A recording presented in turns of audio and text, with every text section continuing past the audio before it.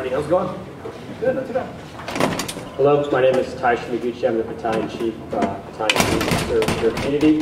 This is Mike Pugh. He's one of the 3 captains at Engine 27. This is your fire station here at Claremont. What we have to tell you this meeting is that we're getting ready for the upcoming fire season. What we've been doing is having a department-wide training for wildland.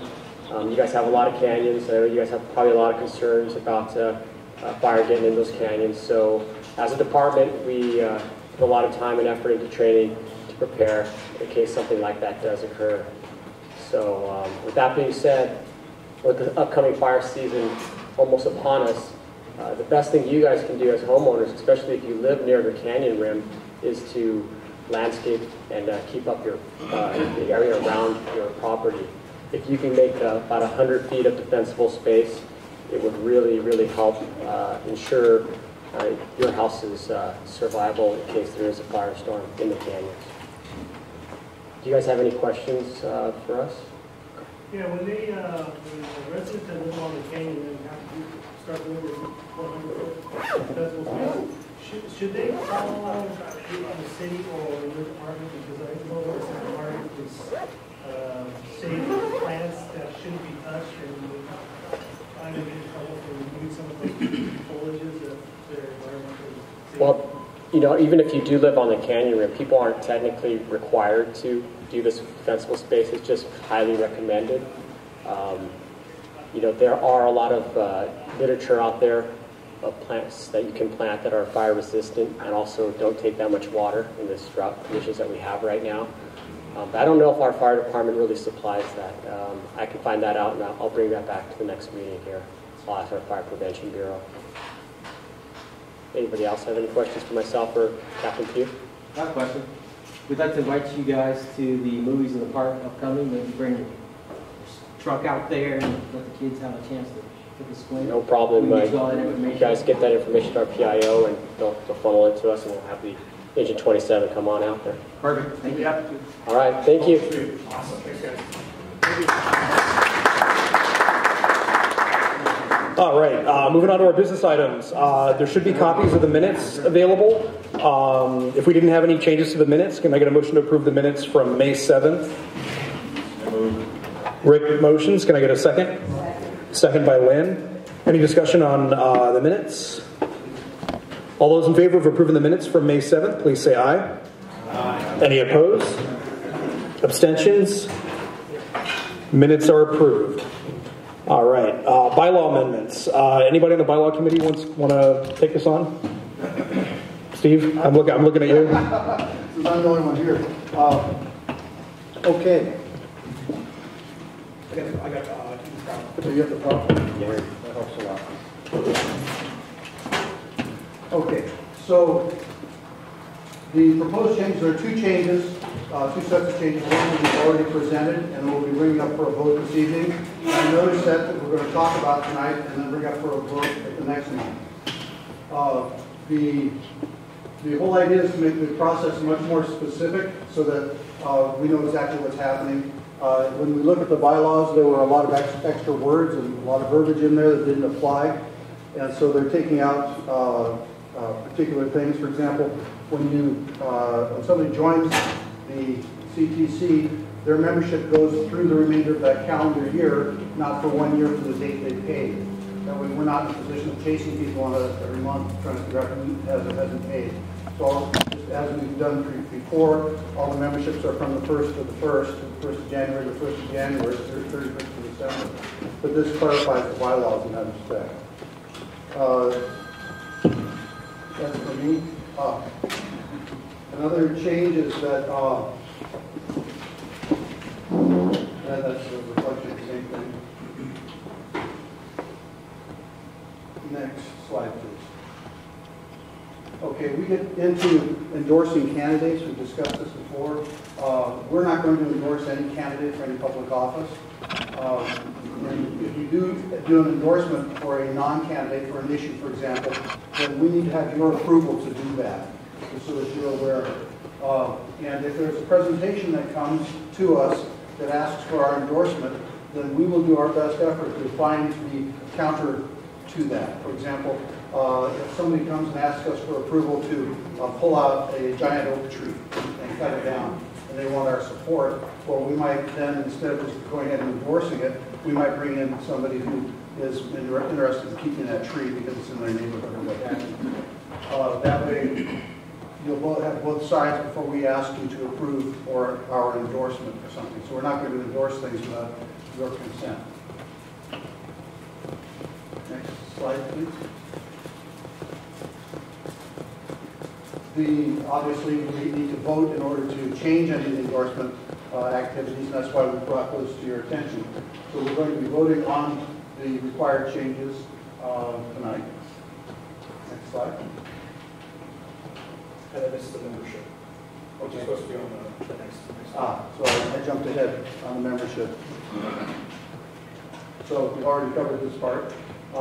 Changes the expiration date to the calendar year instead of on a year from payment. That'll simplify our tracking. It also eliminates a 3-month grace period to pay dues. We're a small group, we don't have the manpower or desire to chase people down, so we'll give 3 months of grace period. So it's from during the calendar year only. Next page.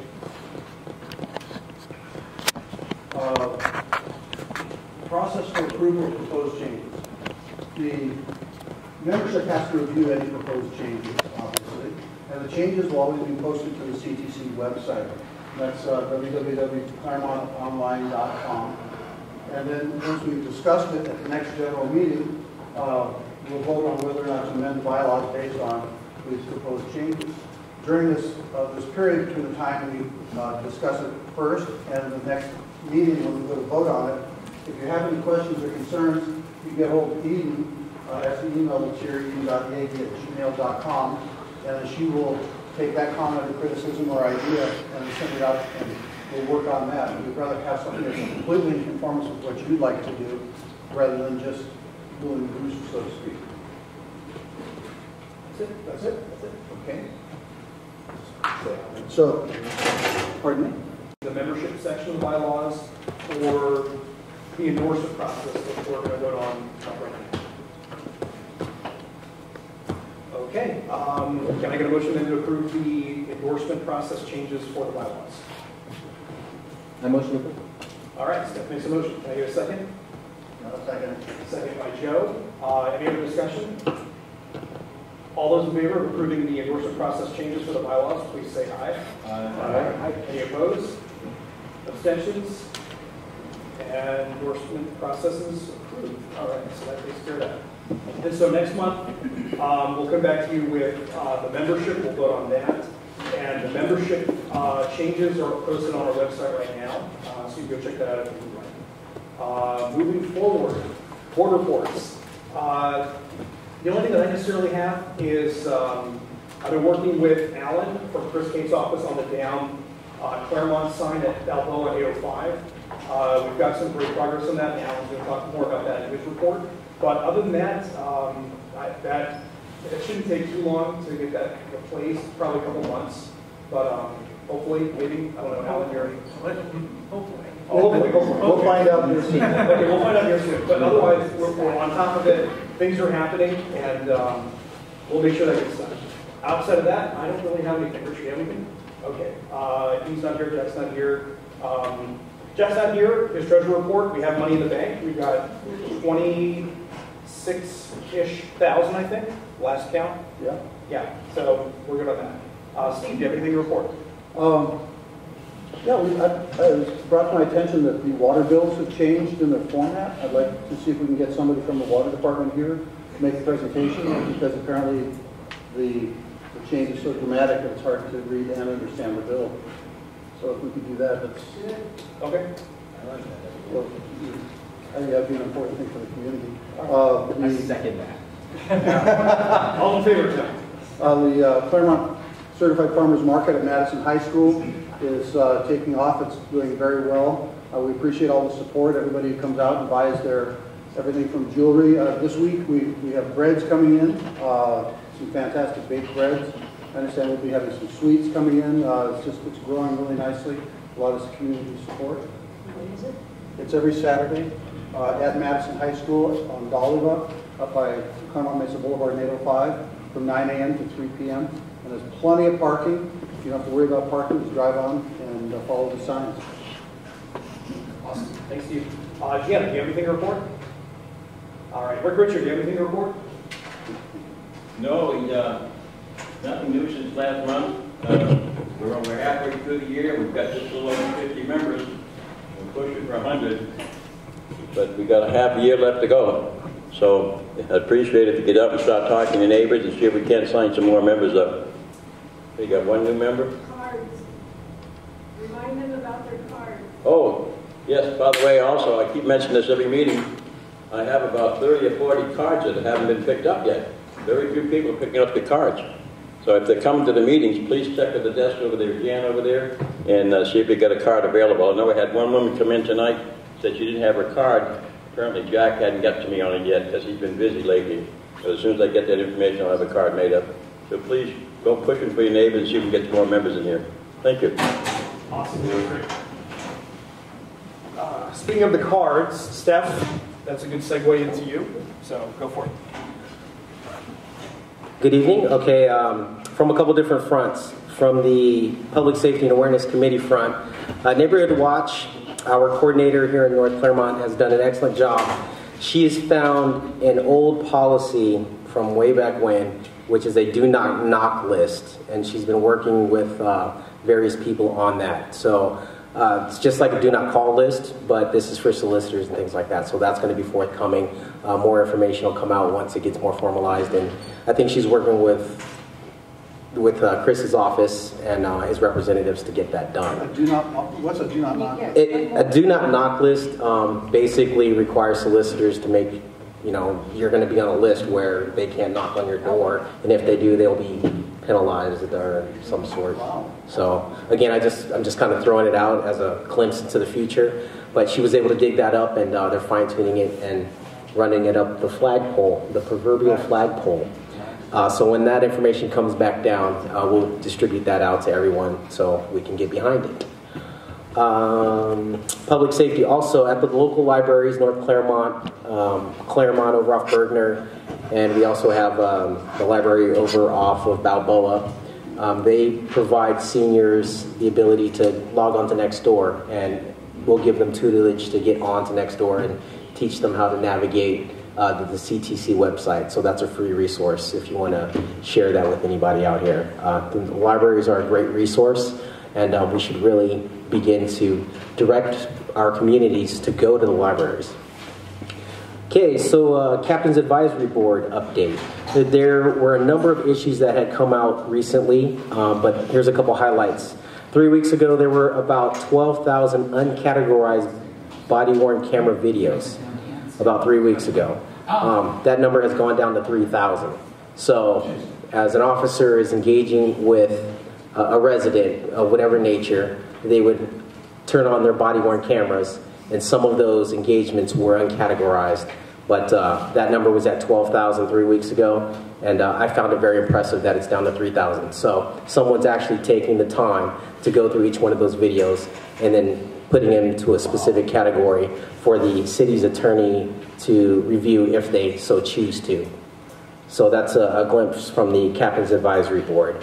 In addition to that, there's an upcoming event where the community will be able to go to the San Diego Police Academy and be able to watch what the recruits are doing during the day, and also to participate in some of their activities. We'll have that information posted up on our website once I get that flyer. But that is an open community event. Any questions, comments? I know I just do a lot at you. It's all really high-level stuff, but I'm sure some of our representatives can drill some of that down. Thanks. Do you have any update on the membership cards? Oh, speaking of membership cards, the segue.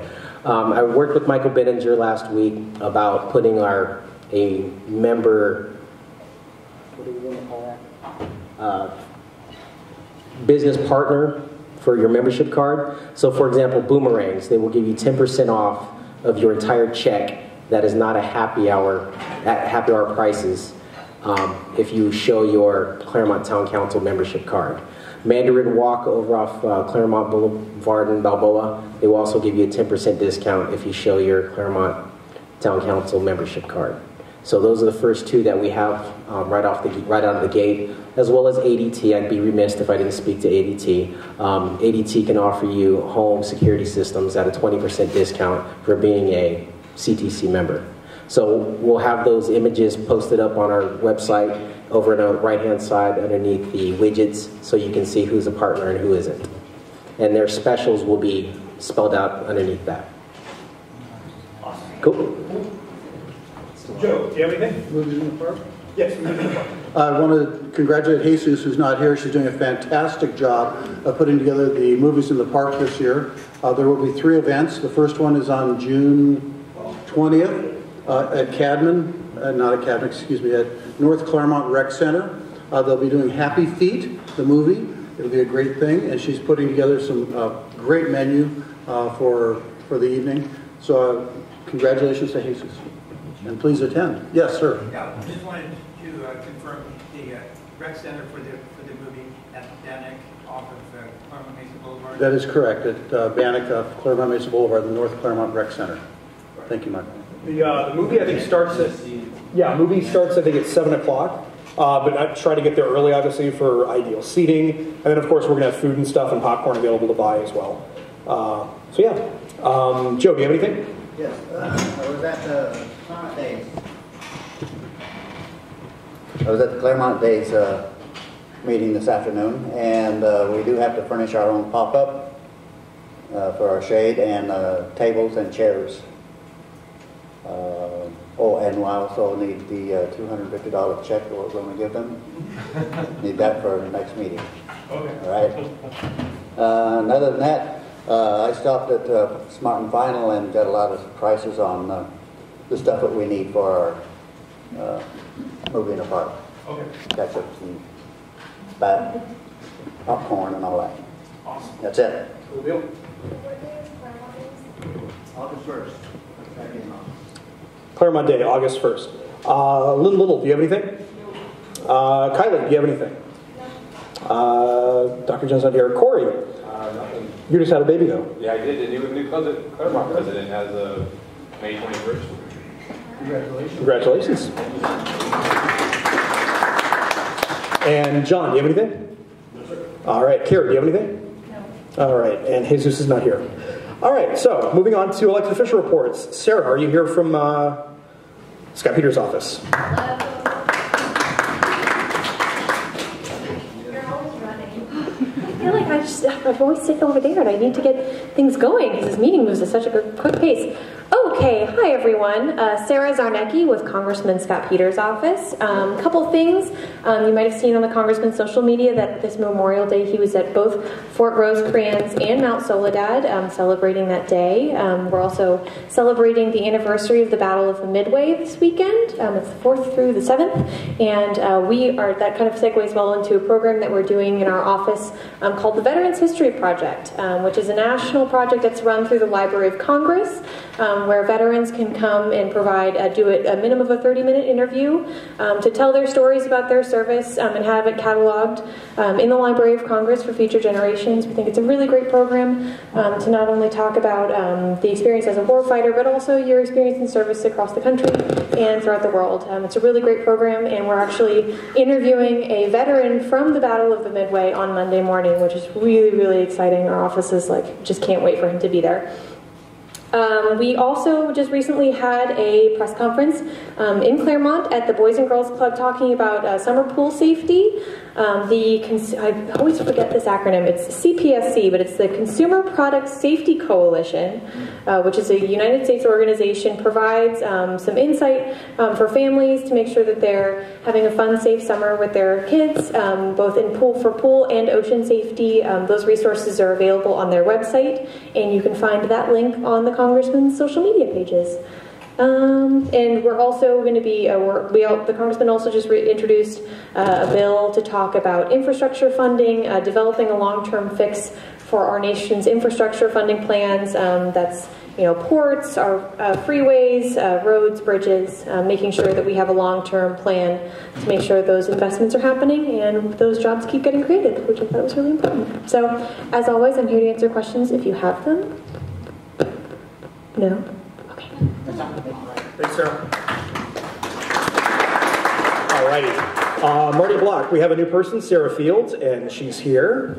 Come on up. Welcome.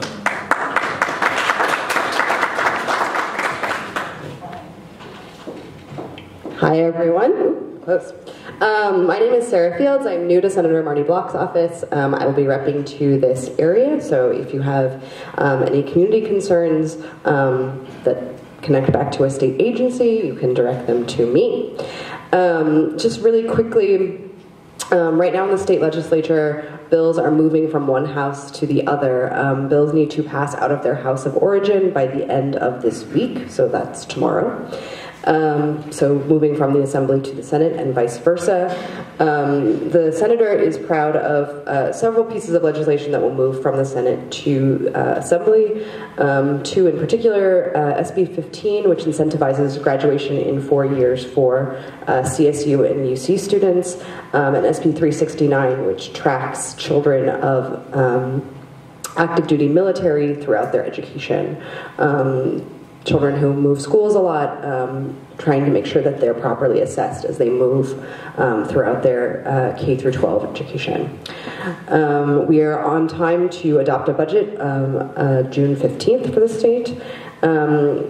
And if you have any budget suggestions, you can contact our office. That's the number, 619-645-3133. We're happy to hear them.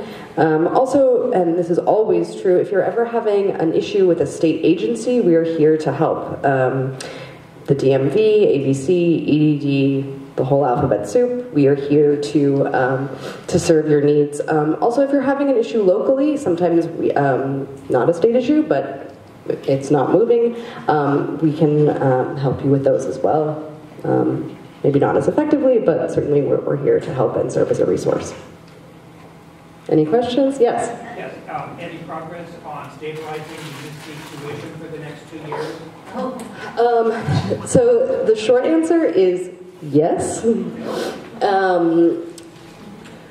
If you have any budget concerns around education, you should always contact our office. State Senator Block is the chair of the budget subcommittee on education. We won't know exactly in terms of tuition for the UCs until closer to budget adoption, but it looks like if there is an increase, it will be a very modest one. Yes? Do you know what some of the highlights might be on the bill to give an incentive to graduate in 4 years from CSU? Because I know that the parents' incentive, I'm not sure what the child's incentive is. It's mostly financial. So it's SB 369. If you contact our office, I can send you the specifics. Sorry, I have a Sacramento cold right now. I'm trying to remember the specifics, and I'm not. But there's sort of benchmarks throughout your education, and it also connects to the community college system in terms of transferring as well. But it's like when you hit these benchmarks, you can get tuition money back, or like a credit to tuition. I can't remember how it works. Contact our office. I can. It's financial, exactly. Okay. But it's SB 369 exactly. Okay. Thank you. Yes. Yes. When will we know about increased taxes? There's been lots of comments about the legislature increasing lots of different taxes. When will we know about that? Can you give me something more specific than just taxes? No. Okay. No, because there's so many of them. Sure. Something like that I really can't comment on. I can tell you that... Nope, I have no comment. I'm sorry. Was there a question in the back? Nope. Okay. If you have a specific question around taxes, I would recommend that you contact our Sacramento office. Any questions for Sarah? No? Okay. All right. Moving forward, Chevelle Newell is here from Speaker Atkins' office. Alrighty. Hi everyone. Again, my name is Chevelle with Assembly Speaker Tony Atkins' office. A lot of the same things that Sarah Fields talked about with the state legislatures, what we also do in our office. Just to reiterate, the majority of Claremont is not in Speaker Atkins' district, so that's probably why you haven't seen us out here that much. And so I know that's been a concern of Claremont. So just wanted to clarify that. But I am happy to be here tonight. And about the tuition question you had, the plan in place right now is not to increase tuition for 2 years. So there's a 2-year freeze on that. And the assembly, or the governor actually, is proposing a budget to increase funding to the UC under the condition that they do not increase tuition. And so that is in the budget process, and they're working that out. And so as you can imagine, the budget deadline is in 2 weeks or a week and a half. So everybody's going crazy over budgets. We're getting a lot of calls from folks with their requests to either restore funding for certain programs or to increase funding for this or that program. And so that's a lot of what's been going on in our office and a lot of what the legislature is working on right now. And so the Assembly budget priorities, just really quickly, I have a lot of details on that, but a condensed version, it includes reducing poverty in reference to the earned income tax credit that the governor is proposing. If you'd like more information about that, do call our office or even the governor's office. Other priorities includes restoring funding for schools and early childhood education. There's a lot of money being pumped back into early childhood education. And again, the negotiations for higher education is also happening. And also building reserves and paying down debt. The state's been in debt, and since we have a surplus, quote unquote, in funding, a lot of it is going back to paying down the debt that we've had in the past. And also building reserves as far as the rainy day fund that was passed, which was Prop 2, I think, that was passed last year. And also providing a down payment for transportation infrastructure. Some of you might know of the Speaker's plan to increase transportation funding and fix our transportation infrastructure. So right now it's still a proposal. I remember at the beginning of the year, a lot of folks were calling saying, what's this new tax, right? What's this new tax going in place? And so again, it's just a proposal, and they're working out the details of that. Again, like Sarah said, the budget deadline is June 15th, and the deadline is tomorrow for all the assembly bills to move out of the assembly and into the Senate. And good news, they're finished ahead of time. So they finished session today, and they moved all the bills that needed to be moved from the assembly to the Senate. And so if you were following an assembly bill, we should have a status update on that. So if you were tracking a bill, please do contact our office, and I'll be able to let you know whether the bill did pass to the assembly or if something else happened to it. Another quick update. So the Speaker authored 8 legislation this session. I won't go into detail of all 8 of them, but basically they were all surrounding the environment, affordable housing, and business. And good news for her is that they all moved from the Assembly into the Senate. And so these are bills that she's actually authored. She has been co-authoring and sponsoring other legislation that I don't have the details on, but the ones that she actually authored are moved on to the Senate, which is good news for her. And yes, that is all I have for you today. If you have any questions, please let me know. I am not the budget expert, so I'll try to answer any of your budget questions. If not, please do contact me. I'll leave some of my cards up here for you. And I'll take questions now. Yeah. I don't have an assembly bill number for you, but I understand through media that there's some 240,000 undocumented children and their family members that the state is going to be taking on health care. All of those are going to be paid. Yeah, that is a Senate bill, Senate Bill 4. and it was passed out of the Senate this week. And so it is in the Assembly now. It's being, it's yet to be assigned to a committee in the Assembly. And so the Speaker hasn't seen that bill yet. Again, it's originated in the Senate. And so, yes, that's another one that we've been getting calls about. And what SB4 does, it provides health insurance, access to health insurance for undocumented immigrants here. And so, yes, so that is in the Assembly now, and definitely we'll be tracking that one. Do you know how she's favoring to go on it? No, I'm not sure. Any other questions? Thank you. All right, I don't see Rob here from Mainshine's office. Melanie, you're back. I'm back. How was the class, by the way? Was it good? They were 2 classes in one night, and they were both excellent.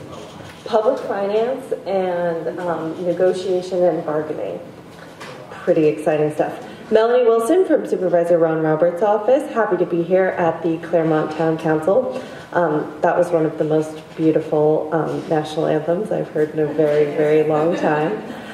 The County of San Diego is undergoing our budget process currently. Our budget is up 6% to nearly $5.4 billion. $2 billion of this is health and human services. This is providing you, the county, with valuable services like aging and independent services, behavioral health services, and child services. Other highlights in the budget include $1 million for library materials. This will be for new books and audiobooks and videos all over the county library system.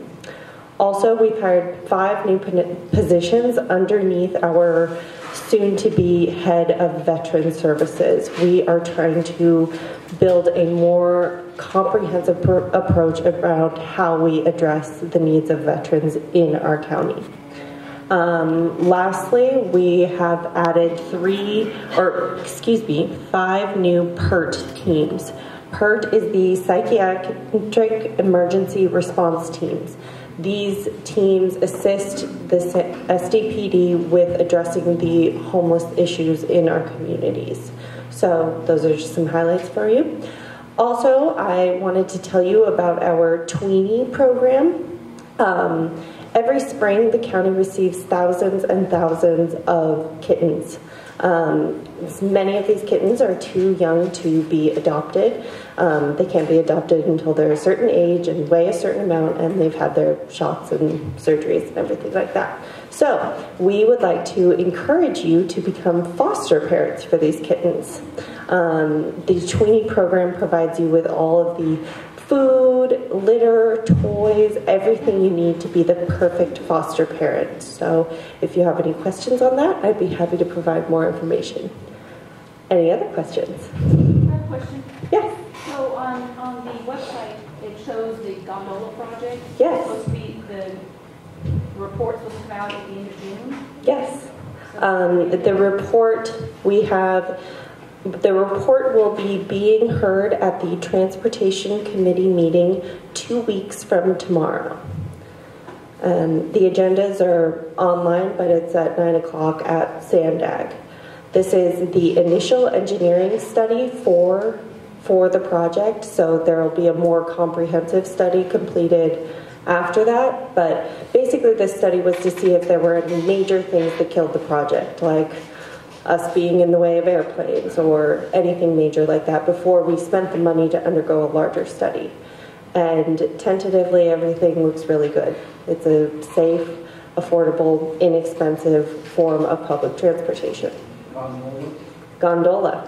Well, I was going to suggest maybe we have it the next board meeting. I'm not sure. We have someone come and talk to us about that.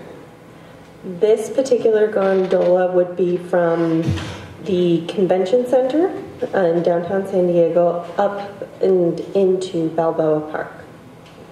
Mm-hmm. A land-based gondola. What? A land-based. No. Aerial. Oh, that kind of gondola. Yep. Like the San Diego Zoo.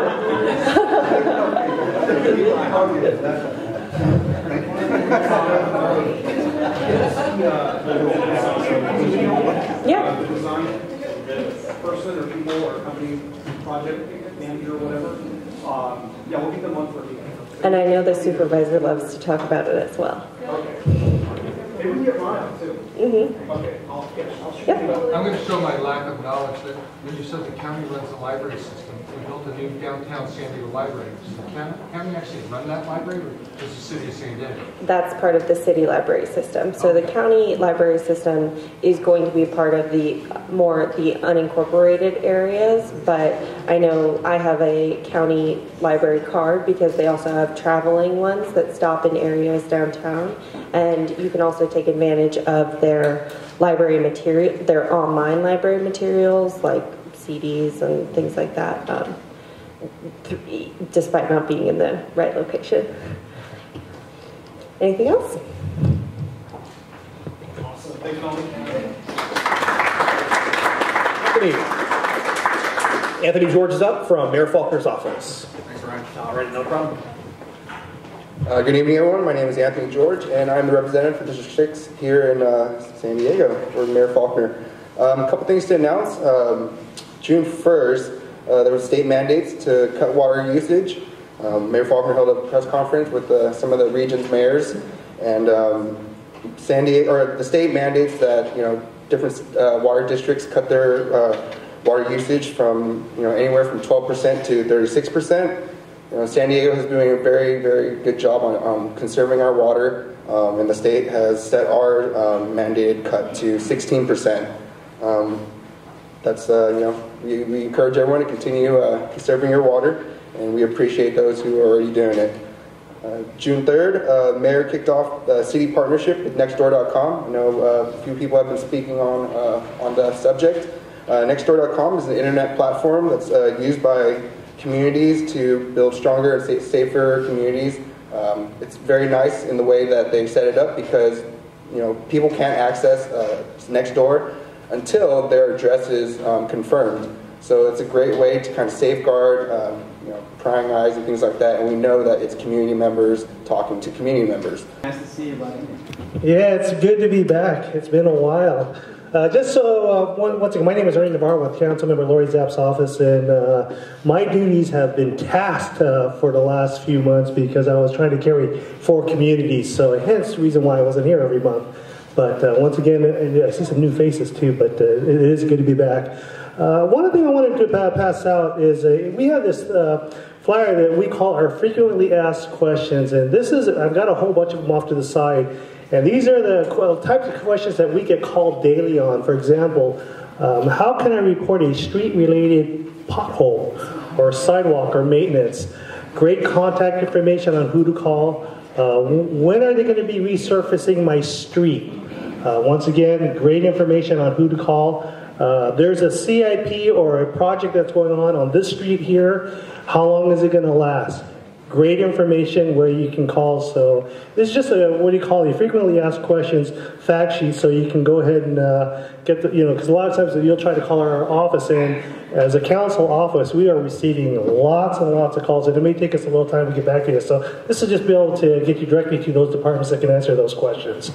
And then a long-awaited 3-year time frame, we are now bringing out our District 2 newsletter. So I'm putting it right out here. And for District 2, for those who may not know, it's basically the west part of Claremont, and then it goes down into Pacific Beach, OB, PB, midway down to Point Loma.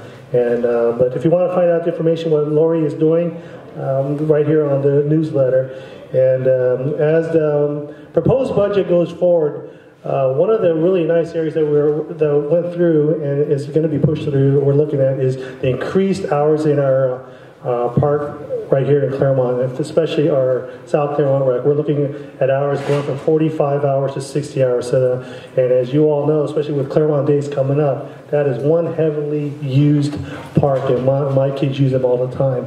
So also, Lori is now embarking on the path of what we did a few years ago, and as she is rolling out the Small Business Advisory Summits. What that entails is going out and listening to small businesses and just listening And what we found through the process a few years back, just by listening, there were things that small businesses needed, whether it was restricting some of the permit processes or some of the costs, just to be able to move forward with their businesses. Or, for example, how many of you guys have ever gone out to some of the new cafes out here, and you'll see that there's outdoor seating? Anybody see that? Okay, for example, just a few years back, if a small cafe wanted to go ahead and put those 4 tables out there, they had to go through the city. That process alone, just going through the permit process, could cost anywhere between $18,000 to $22,000. Once they got approved, then they had to go through the construction to build an area to quarantine that area to put those 4 tables out. So to put 4 tables out, it was going to cost you about $60,000. Well, by listening at the some advisory summits, someone said, hey, what can we do to reduce that fee? Well, that took us to regulatory relief, and we were able to reduce that fee down to $1,400. And now you can see the benefit where a lot of folks are just going out and enjoying eating outside. So that's why we're embarking on the Small Business Advisory Summits. We are in right now what we call the Q&A session. We're actually out listening to businesses one-on-one and interviewing them. So it's pretty exciting to see what's going to come out of that and what direction we're going to go with that. And one last thing is, I know we mentioned charges, but I want to talk about the Padres. How many of you guys have been watching the Padres? Okay, there we go. Well, on a personal note, one of the really neat things that the Padres have done is they go ahead and they sponsor Little Leagues throughout San Diego. And one of those Little Leagues is right here, right over here, called the Claremont Hilltoppers. And if you ever get a chance to go out, watch those little boys and girls play, because they are actually wearing little mini-me Padre uniforms. They're the actual uniforms that the Padres actually purchased, and the little kids are actually playing. Well, their all-star season is just coming up. They just ended their season, but I encourage you guys want to see baseball in its purest form, come watch little kids play. Now, I'm going to be biased. My son's in the All-Stars, and they're going to be playing out here starting in 2 weeks. And come out and root our Claremont boys against all the other, and girls, against the city. So that's the Padres also. So on that note, are there any questions I can answer real quick? Great, thank you. It's glad to be back. Alan Young from Keith's office. Alan. Thank you. Mr. Tribuco. All right, I'm Alan Young with Councilmember Chris Cate's office. It's been a very fun month in Claremont, starting with the Claremont Neighborhood Monument sign over at the east end of Balboa Avenue. It was unfortunately destroyed by a motor vehicle in an accident a few weeks back, and it's no longer there. And our office and the council member's goal is to work with the city to put it back up as soon as possible. So the one thing that the city's doing right now is risk management. This risk management department is working to recoup the damages done on city property. And that process is moving forward. It's as you can imagine, dealing with insurance companies can be very laborious. So we're trying to move that process as fast as possible, but some things we just can't control. What we can control is that our office is working very hard to get the ball moving. We're working with city staff right now to get a design drawing of the monument. It's going to be exactly the same thing as the Claremont sign closer to over here on the west end. And then that will allow us to be able to go and get a cost estimate for the monument. And in the meantime, the council member is working in our office is working with city staff to identify funding for the sign.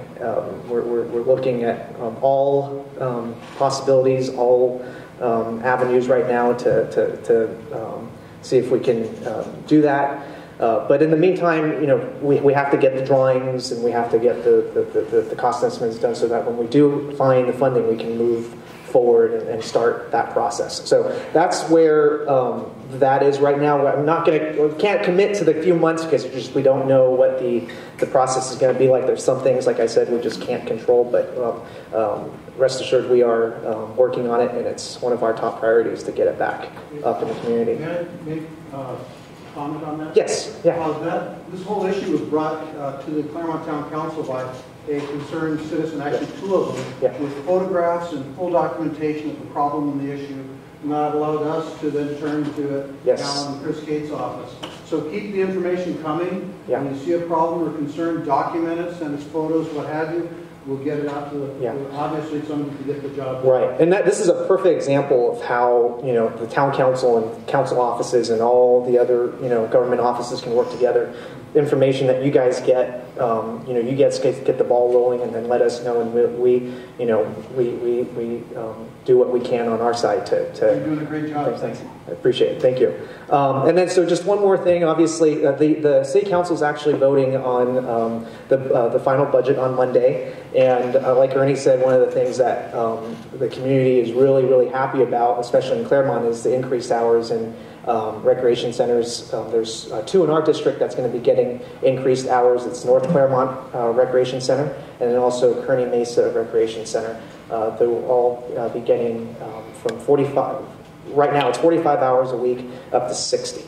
So it's a great win for Claremont, our community, and the city, and we're hopeful that we can do more things like that going forward.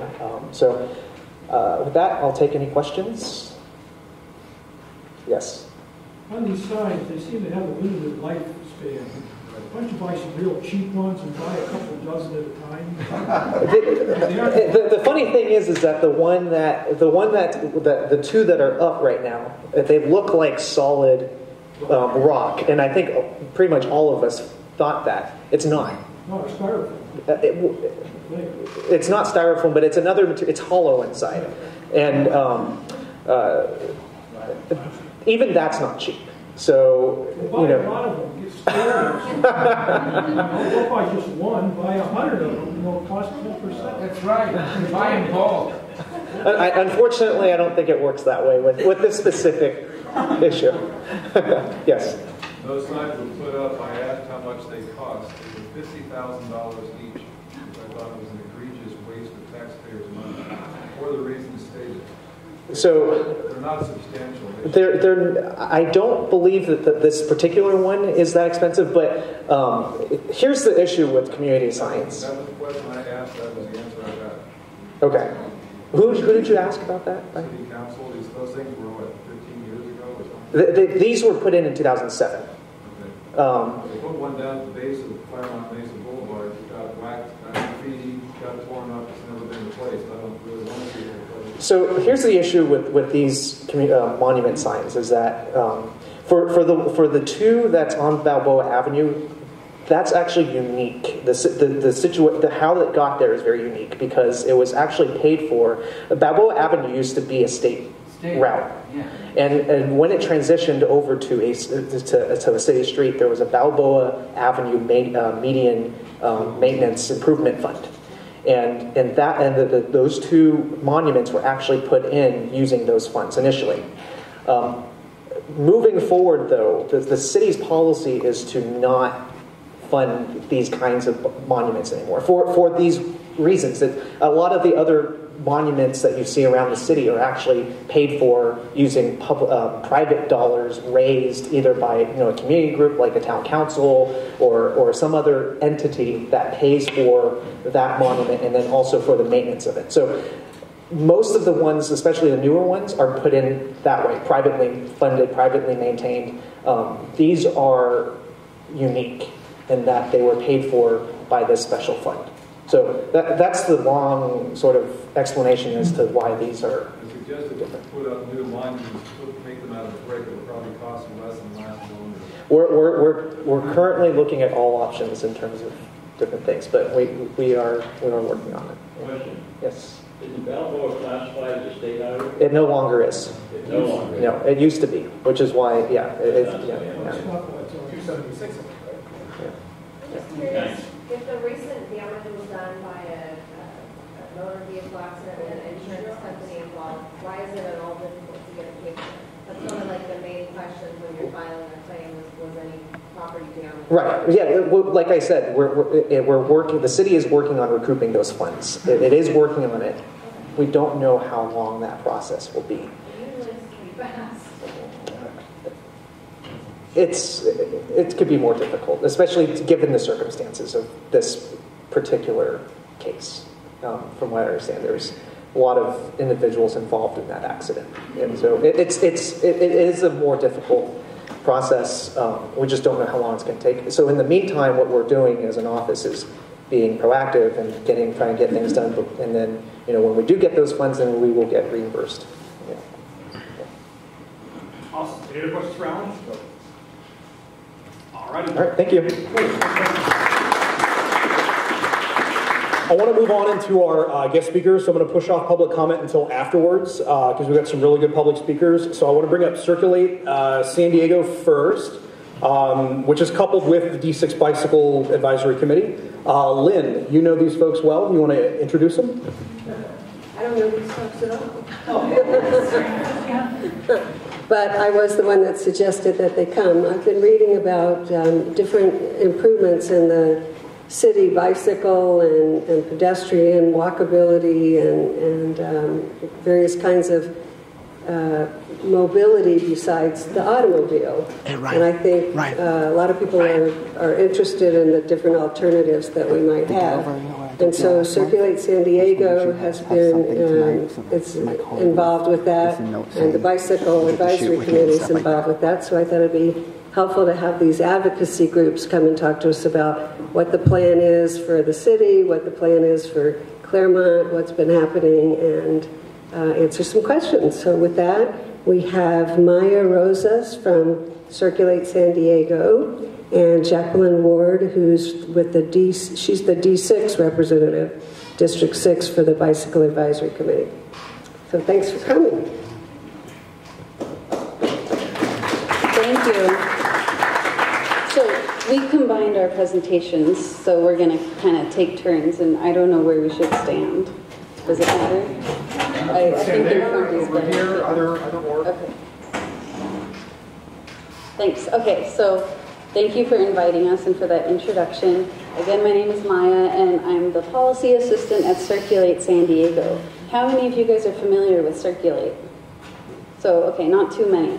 So, Circulate San Diego is a nonprofit. It's not connected to any government. It's not connected to the city of San Diego or to the county or Sandag. We're all on our own, and we advocate for and do education programs related to walking, biking, and transit in the county.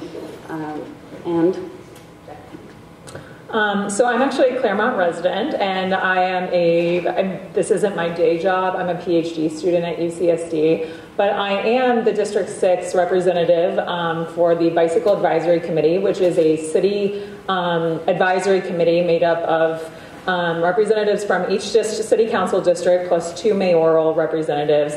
And I'll sort of go over what we do on my last slide at the end, but we mainly advocate and advise the city council on anything bicycle related. And so I'm here as a resource for people in Claremont and other parts of District 6. So I'd love for you guys to contact me or give me any feedback about bicycling in this neighborhood specifically. And then I'll talk a little bit more about what we do at the end. So we're going to go through this a little quickly just so that we can get to questions you guys have and see what you guys want to know more about. All right. So there are a lot of plans in place. City planners are good at writing plans. And so you don't have to look at the details, but that's just an example of some of the plans that apply here in this area. And so if you're interested, again, I have these in paper format. Is the Sandag Regional Plan. So it also addresses some of the infrastructure that Sandag will be putting in. Unfortunately, there's not a lot in Claremont related to that, but you can see in some of the beach communities, there's Sandag-related bicycle infrastructure that's going in. And so I'll leave these maps here, and if you have any questions, I may not be able to answer them, but I can sort of direct you to the people that can or ask the questions for you. So.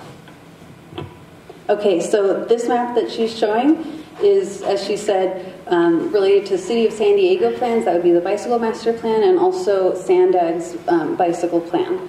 And then next slide, please. Oh, thank you. Okay, so in Claremont, talking about pedestrian issues, we do have a pedestrian master plan, but it doesn't have projects specifically in Claremont.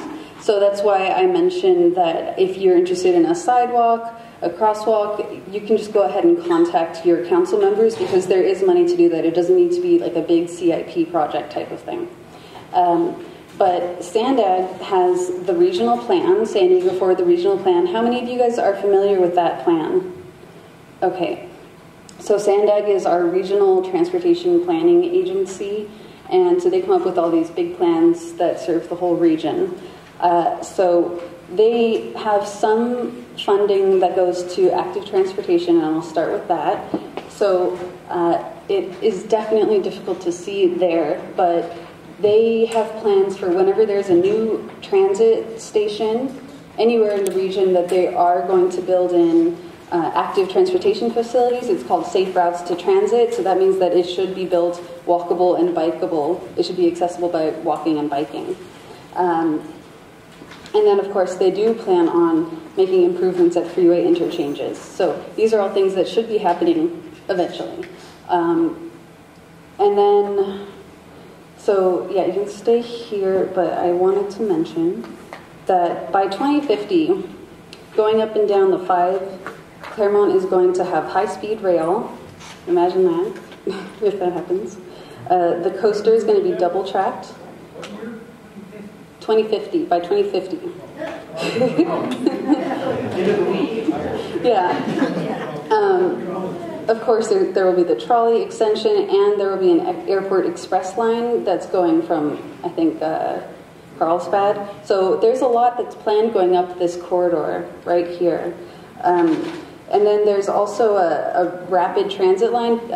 If you guys know about the rapid bus lines that go from downtown to Escondido, they're much faster and cheaper than trolley, but they're more flexible in some ways. So there is going to be one going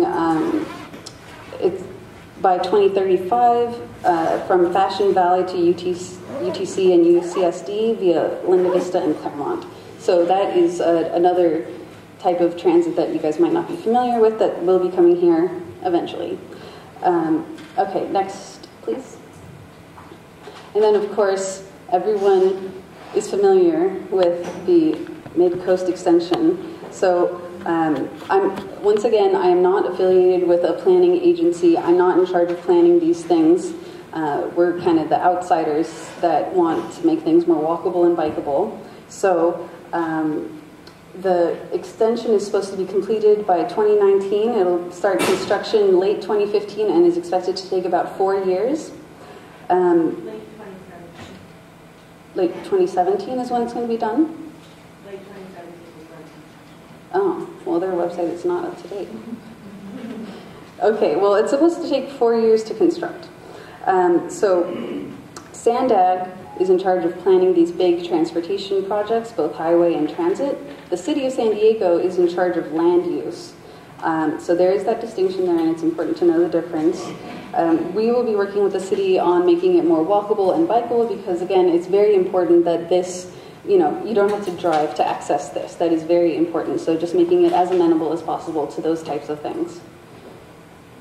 All right, next slide, please. So I said who Circulate San Diego is. I just wanted to, yeah, that is very small, mention that we have a campaign, thank you, called Vision Zero, and it is a very lofty but important goal of ending all traffic fatalities in 10 years. That's bicyclists, pedestrians, and motor vehicle drivers, ending all traffic fatalities. We have 8 corridors that are some of the most dangerous corridors in the city of San Diego, and one of them is Garnett, so I know that's not here, but that is very close by, a major connector. So I just wanted to mention that we do have this program. We're advocating that the city of San Diego prioritize these 8 corridors to make them safer, because safety should be the most important. And if we plan things right, then both walkers, bicyclists, and drivers should be happy. So that's what we're working on right now, and we will be actually working with the city on outreach for the Balboa Avenue Station area plan. So if that's something that you want to be involved in, as soon as we get started with that, we can reach out to you. So I'm going to leave a sign-in sheet if you're interested in Vision Zero, if you want to know more about or be involved in the Balboa area station planning, which we're not writing, but we're doing the outreach for. If you want to sign up for our newsletter, please put your name here, and I will wrap myself up.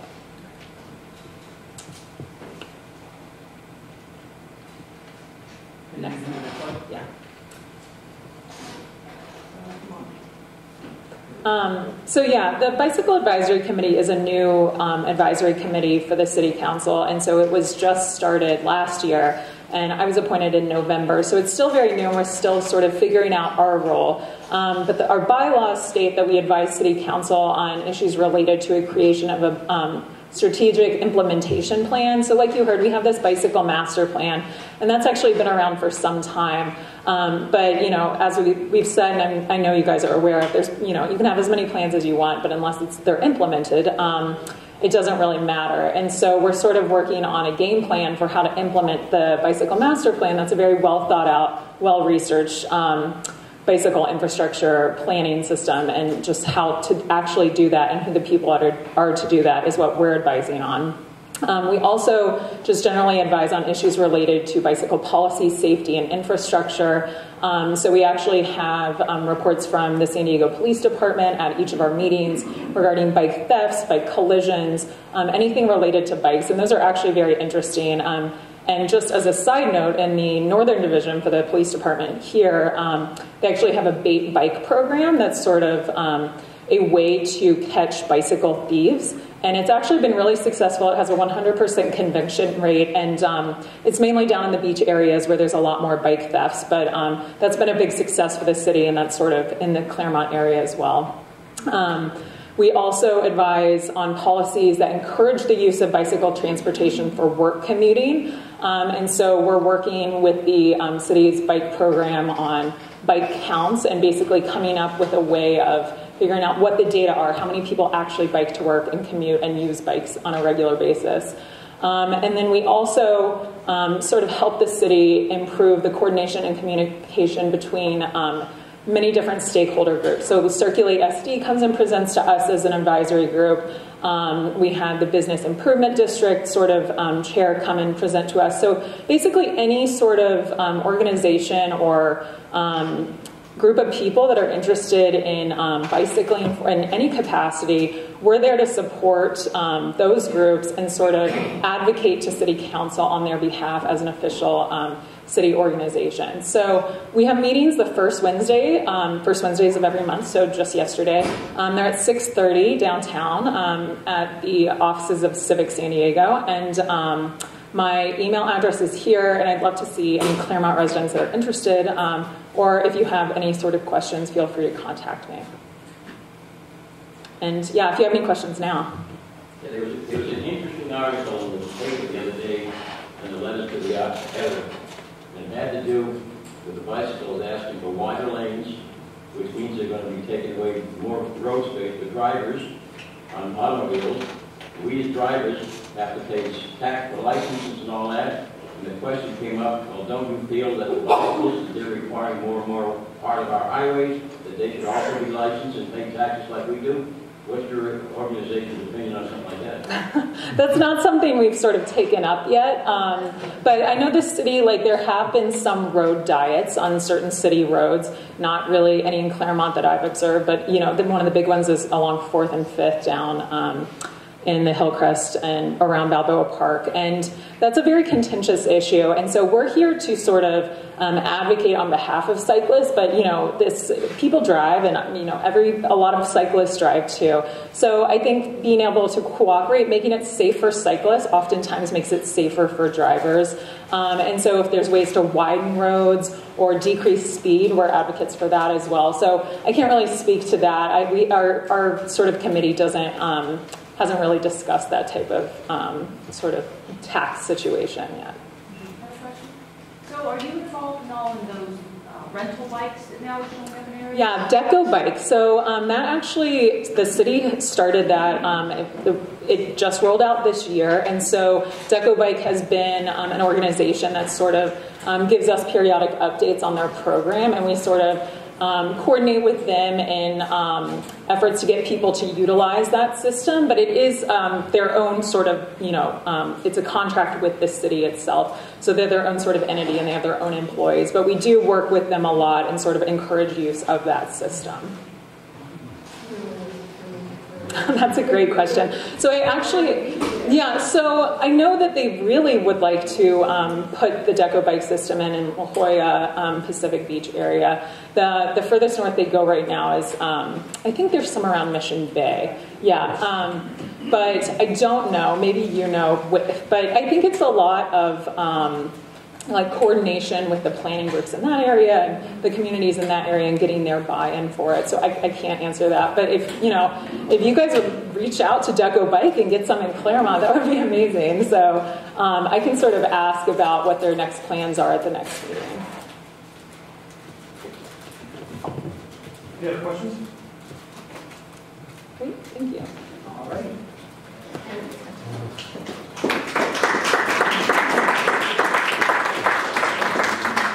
Leave my card by the table at the front. All right. Thank you so much.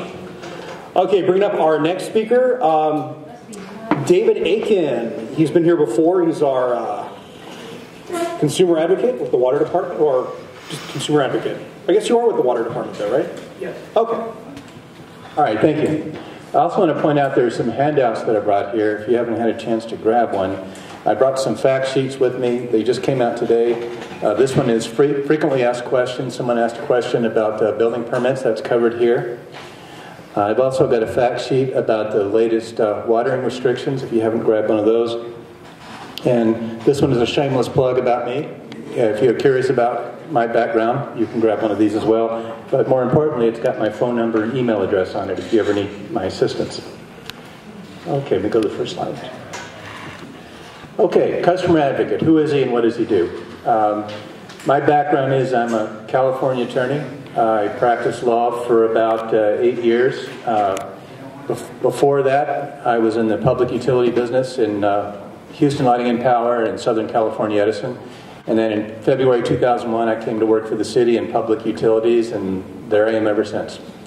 And basically what I do is I focus on the entire customer experience. I mean, who's ever tried to get something done at the city, you called 6 different people, and you were actually farther behind than when you started. Okay, that's kind of what I do. I kind of help you navigate the complexity of the city and try and help you get things done. Okay? Okay, now public utilities is a very big department, a lot of very complex operations that we have. We have lakes and reservoirs, potable treatment plants, 2 recycle plants, 3 sewer plants, and more recently the Pure Water Project. So thousands of miles of pipe, and if you've seen the streets torn up around here, you know that we're out there replacing pipe, and it looks like my street at Monongahela is going to be coming up pretty soon because I see them moving down Luna. So a lot going on in public utilities. Okay, somebody raised a question about the new bill. I actually used to have a picture of the old bill in my presentation, and we didn't put a new one in there because the new bill was supposed to be so easy to understand that I wouldn't need to explain it. But it hasn't always worked out that way. Now, your utility bill is divided up into portions, and that has to do with the way that we're required by state law to recover our costs. And when I say costs, I mean costs, because we operate at a zero profit as a government agency. First one is your consumption of water, and that's billed in 100 cubic feet. And there's some tiers that are applied to each of that consumptions, and that's where the water used portion of your bill comes from. Then you also have a base fee for water based on the meter size. That's for recovering fixed costs. That's the cost for us to maintain the system for costs that don't change based on how much water you buy. the biggest variable cost we have is the water that we purchase, and that price for that has doubled since 2007. Okay? Wastewater portion of your bill is similar. There's a base fee based on meter size. However, on the sewer side, it's a little bit different, because as you can imagine, we wouldn't be very successful putting meters on sewer lines.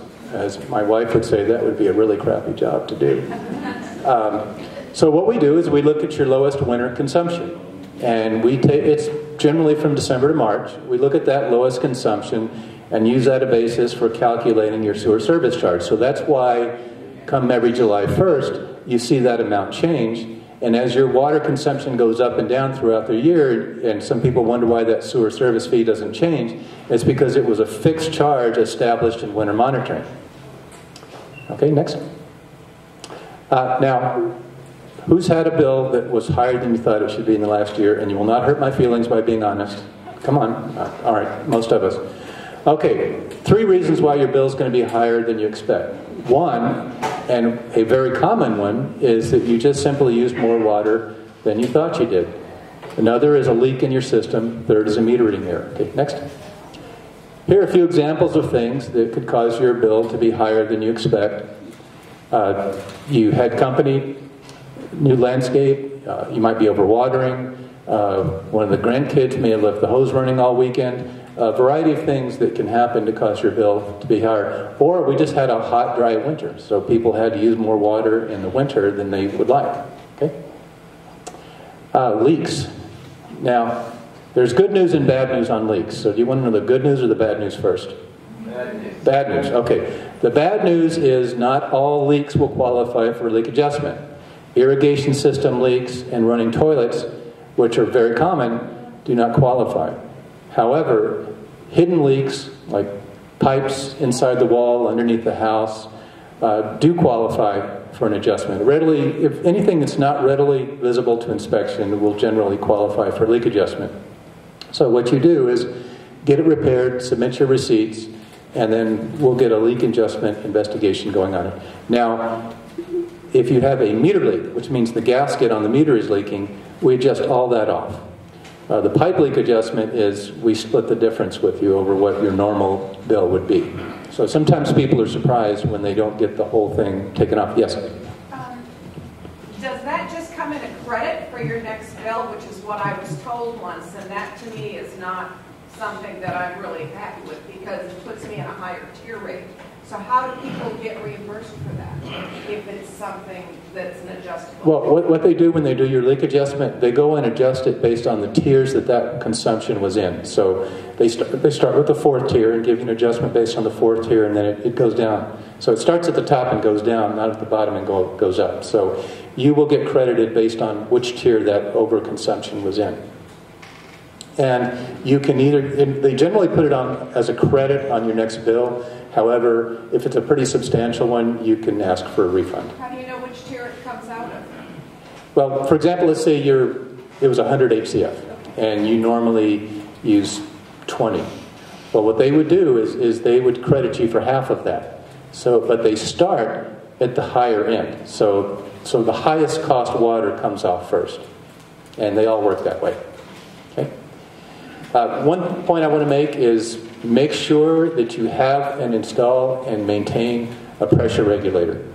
Because if your water pressure is too high, every minute that faucet's running, every minute that shower is going, the water's coming out at a much faster rate, which means you're using a lot more water per minute. So having a pressure regulator is really important. It also protects your system from too much water pressure. Okay? Now, how to check to see if you've got a leak. If you've never done this, I encourage you to do this every time you get your bill. Go out, look at the meter, and it'll look very much like this, like the odometer on your car. And it'll have a sweep hand, or it might have a little wheel or a triangle, but there'll be something to indicate movement. What you do is make sure all the water's turned off, all the sprinklers are off, nothing's running in the house, and you check to see if there's any movement on there. If there is, then you've got a continuous flow when everything's off, which indicates there's a leak somewhere. The first thing you should check is the toilets. And if Jimmy Carter was president the last time you changed the flappers in your toilet, you should go to Home Depot tomorrow and get new ones, because that's probably what it is. But it could be something more serious, so you want to check it. Secondly, it's also a good opportunity to check for a misread. Sometimes we do make meter reading errors, and you can detect that by just going out there and reading it yourself when you get the bill. So, next please. Meter reading errors, we're at about 99.6% accuracy on meters, but we read 7,000 to 9,000 a day. So even a small percentage adds up to a pretty decent number of people that are unhappy when they get that bill.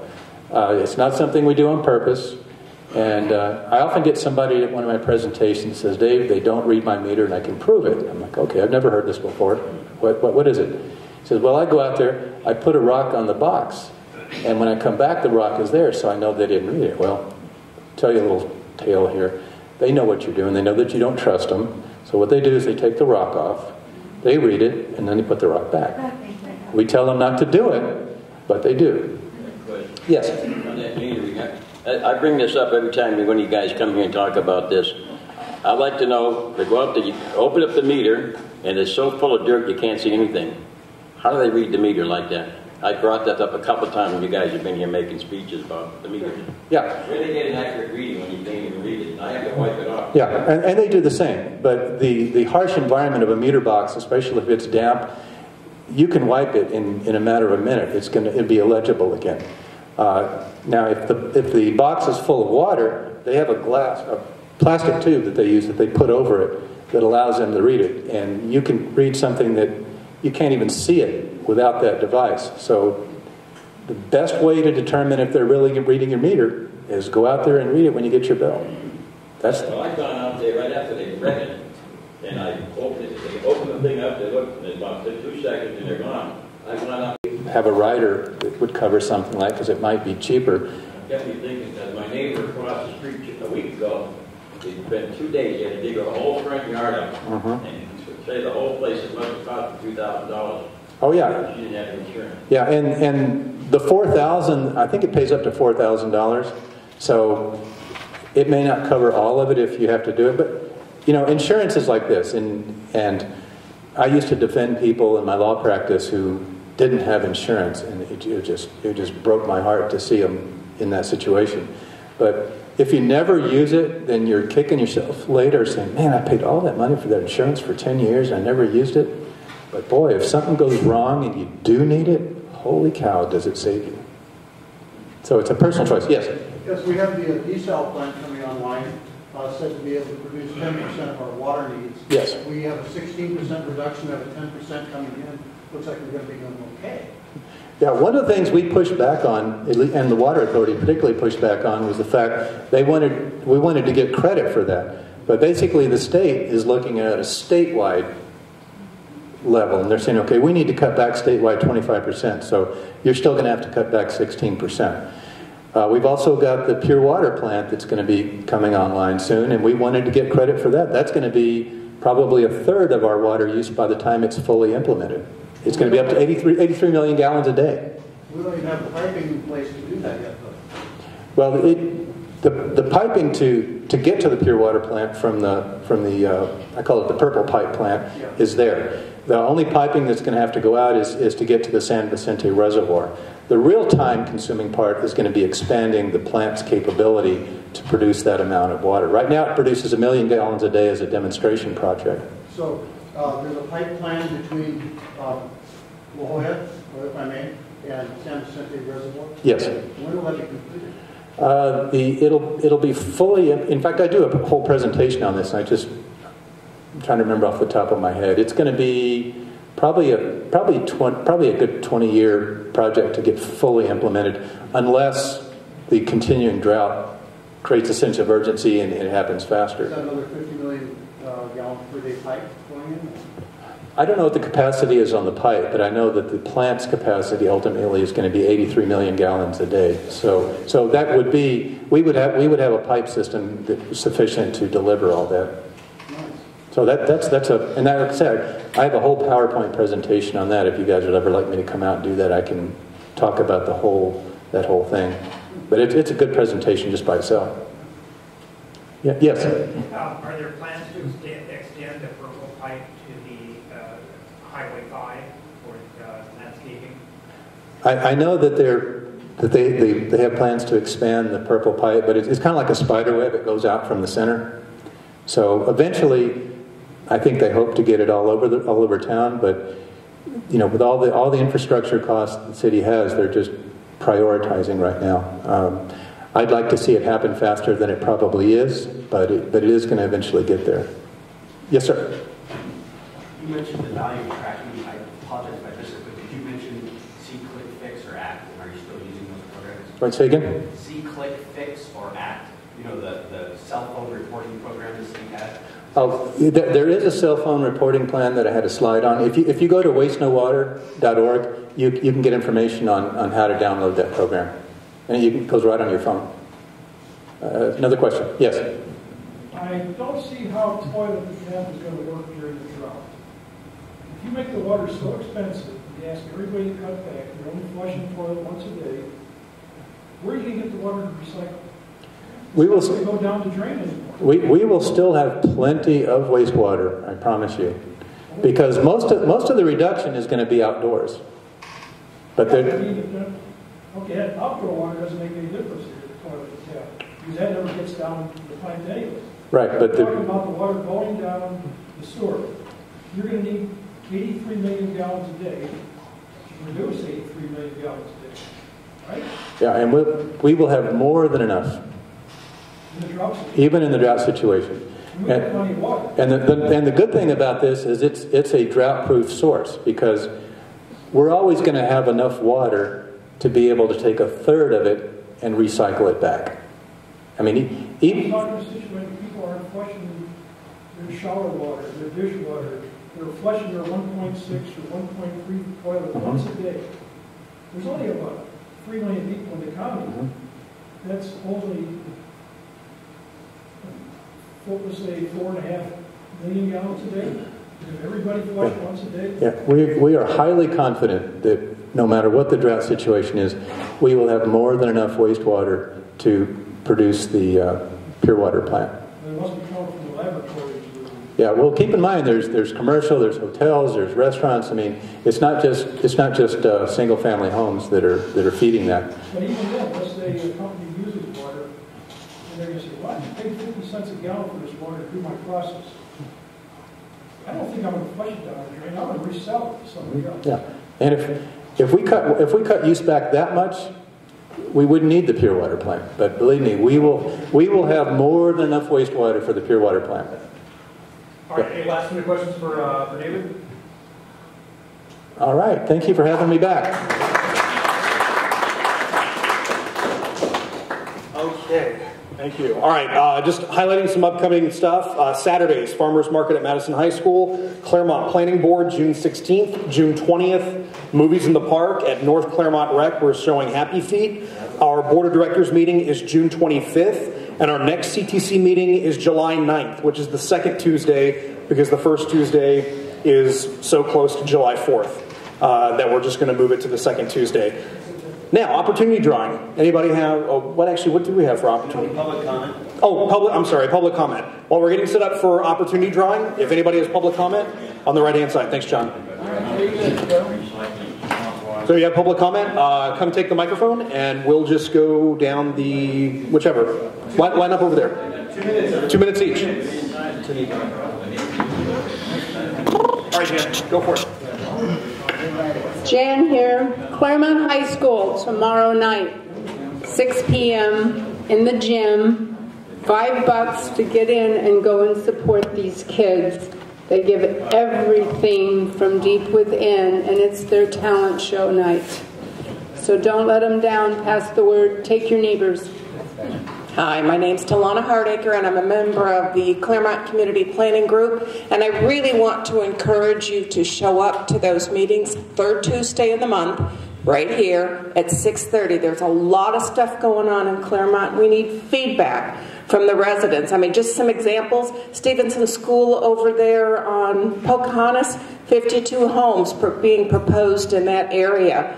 8 new homes on Marina and Ticonderoga in that little area down there. Well, you got the transportation systems coming in, the marina stations, which is really going to be a big hot button. Ranch catering up here off of, God, I can't think of the name of the road. Mount Acadia, senior home being proposed up there. There's just a lot going on. So you can get the agendas off the city website. I encourage you to do that, and I encourage you to let your voice be heard while you can.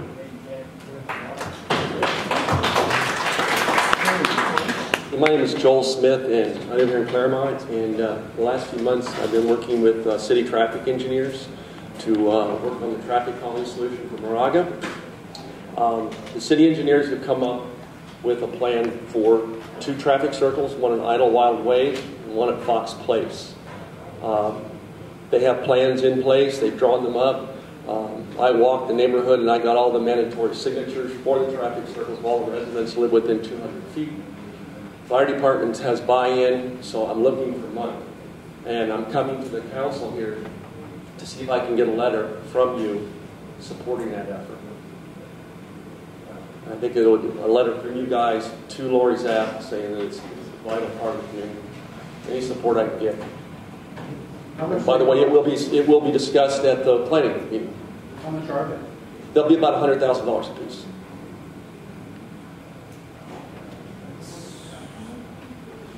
So like anybody that is interested in them, there is going to be a vote at the planning meeting on the 16th there, and a discussion. But again, I'm asking for a letter from the council. I think it would be.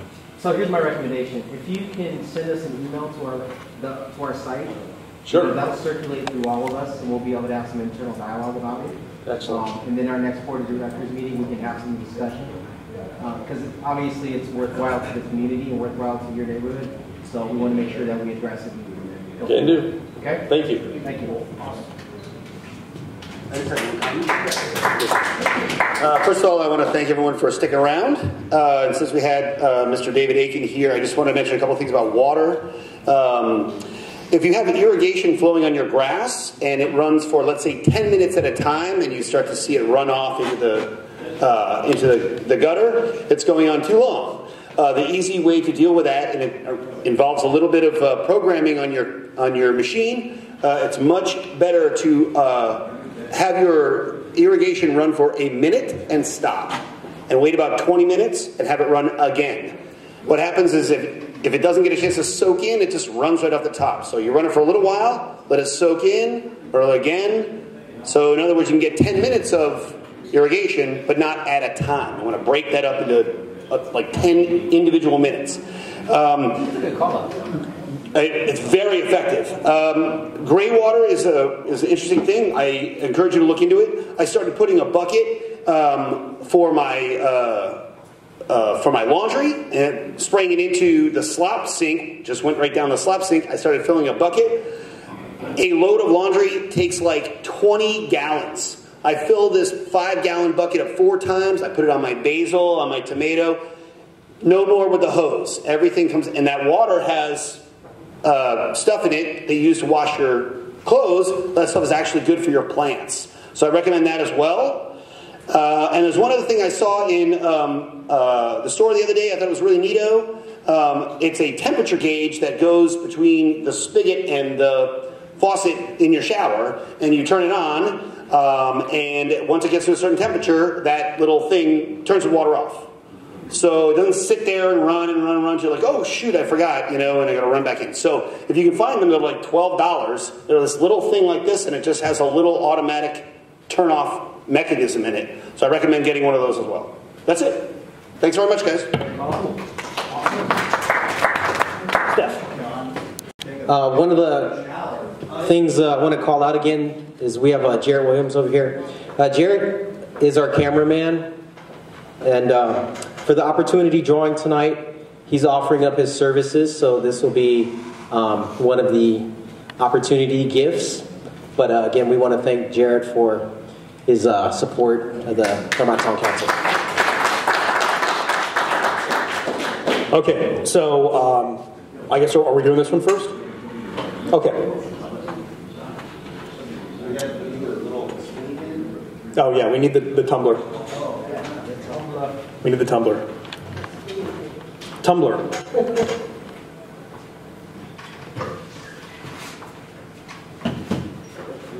Alrighty. So I guess the first thing we're going to be doing the drawing for is the one free family photo shoot and a canvas from Jarrett Williams. Yeah. That's your fingers. I know we got to get a new one of those. Okay, for the free family photo shoot, 703710. 703710. 703710. There you go. I'll bring it over. Awesome. And then next, what do we got? These are from one of the town council members from the place she works. It's kind of a cool camera bag or travel bag.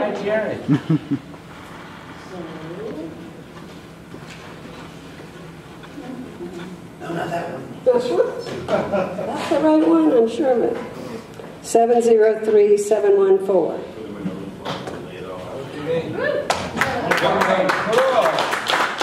Awesome.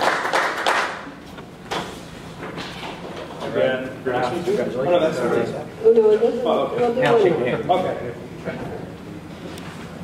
This is the road right here. Okay. All right, this is the road. You're next. All right, now I'm picking from another row now. 703711. All right. It's a lucky row. All right, everything else will be drawn out at the next meeting. Again, second Thursday of the month next month, July 9th. Again, Farmers Market this Saturday, June 16th, Claremont Planning Board. Movies in the Park, Saturday, June 20th with Happy Feet. And again, our Board of Directors meeting. So if you want us to do the letter of recommendation for that, the traffic circles, be sure to email us and we'll have a discussion about that at the board meeting. And then again, July 9th, second Thursday is our general meeting right here at 6:30 p.m. Otherwise, we are done. And we'll see you all next month. Thanks for staying. All right.